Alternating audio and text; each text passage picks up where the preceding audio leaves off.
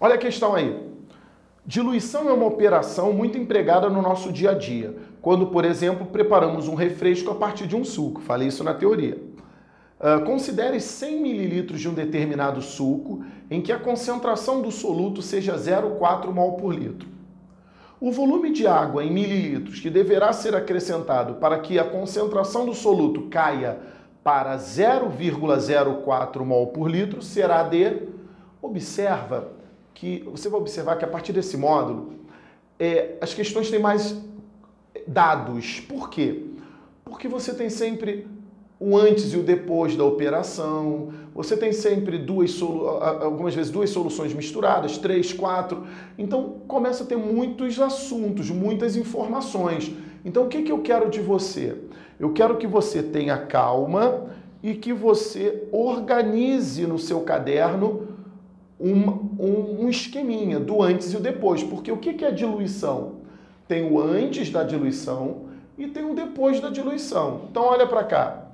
Antes da diluição, o que nós temos antes da diluição? Lê aí.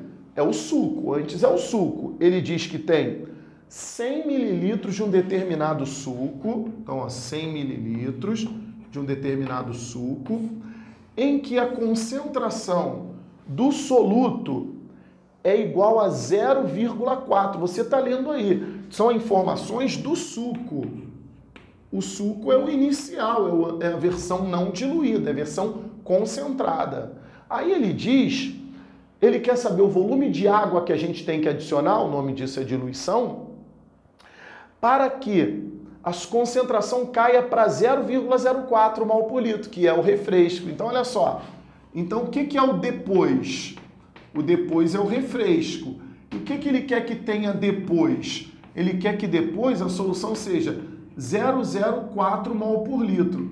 Gente, essas questões, elas saem de cabeça. Eu vou até fazê-la de cabeça e depois a gente bota um esqueminha para você ficar mais seguro. Olha só, pessoal, o que a gente conversou agora há pouco? Você acrescenta água, o volume aumenta e a concentração diminui na mesma proporção. Você pode brincar aqui de inversamente proporcional. Olha só, a concentração era 0,4 e passou para 0,04. Ou seja, me dá um fator de divisão aqui. A concentração foi dividida por 10.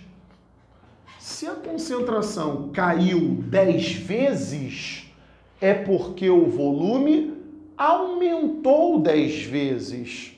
Poxa, gente. Então, significa o quê? Se o volume inicial era de 100 mililitros, significa dizer que o volume final será de quê, gente? Vezes 10. Será de quê? 1000 mililitros. Esse é o volume do refresco. Cuidado para não ser pego na maldade da questão. Se você olhar nas alternativas, nós temos até 1000 logo na letra A, que é para pegar os apressadinhos.